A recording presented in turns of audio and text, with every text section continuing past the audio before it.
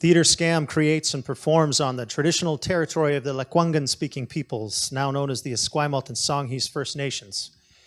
As a site-specific company, Theatre SKAM owes a great deal to the original caretakers of this land. Huchka. We were punks, an ad hoc collection of artists who came together to do plays in the coffee houses, parking lots, back alleys, and 79 Plymouth Velares of Victoria. We ripped off all the best ideas, and then we began making our own work too. For a while there, we were very popular with the Vic PD.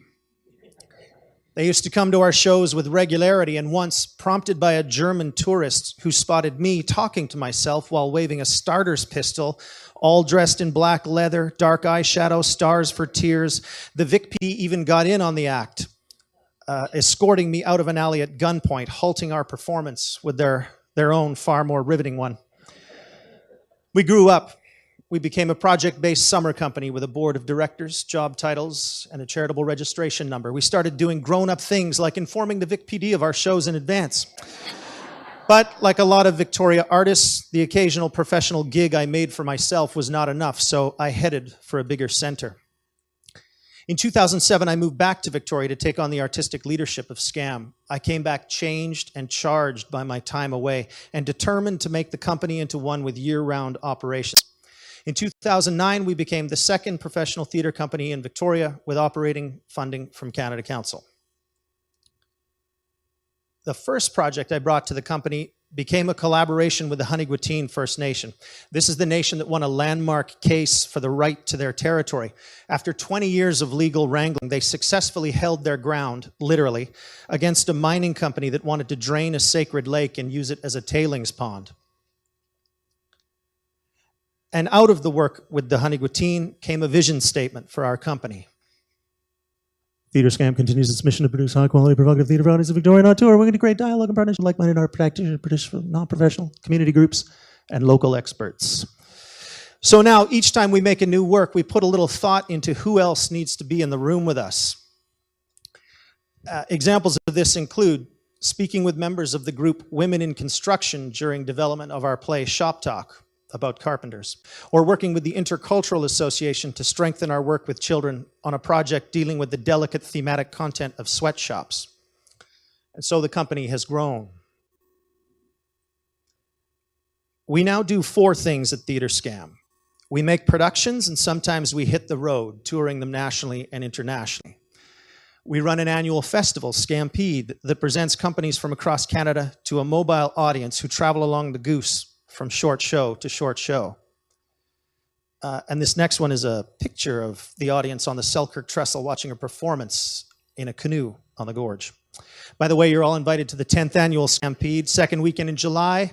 To celebrate our 10th, we're making the festival free to attend. Yep, free. As well as productions and a festival, we manage a venue, a 10-seat pop-up theater on the back of a truck.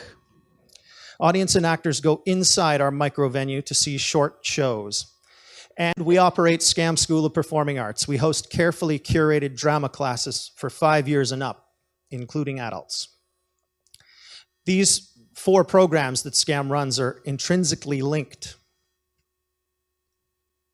And the vision statement we drafted 10 years ago carries through all facets of our work. Students from the school can access camps that connect them with the professionals attending the festival.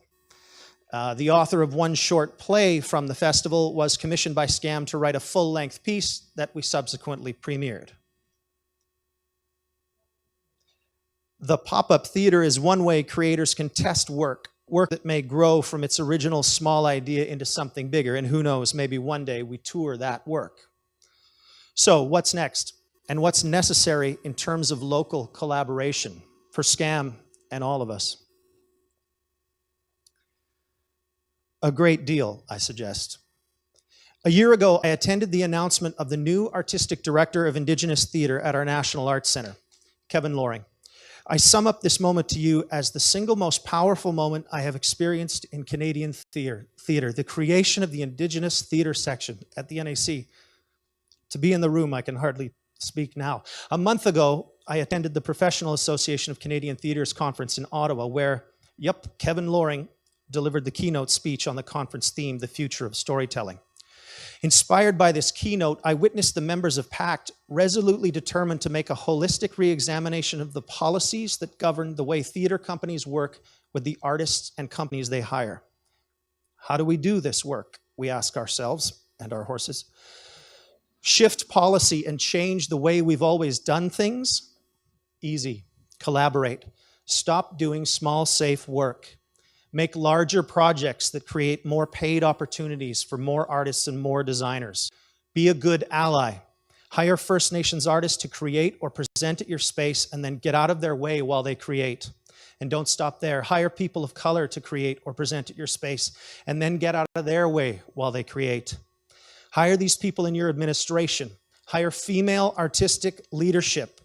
Look at every project and wonder who's not here and why not. When it makes sense, bring communities of people into your professional art making. A children's ensemble or a choir can be the perfect addition to a project about a local woman who loved the arts. And for goodness sake, whenever possible, hire local professionals or regional professionals. Collaboration is not a secret to the people in this room, but are we really doing it to the best of our abilities, especially we gatekeepers? Those of us who run arts organizations have to continue strong self-critical analysis as we consider our future collaborators. And we must consider our local ecology, local professionals. Local equals regional. Take the leap of faith. If you're not sure if someone's a professional, hire them. You've just made them a professional collaborator, and you've strengthened the local ecology at the same time. Thank you.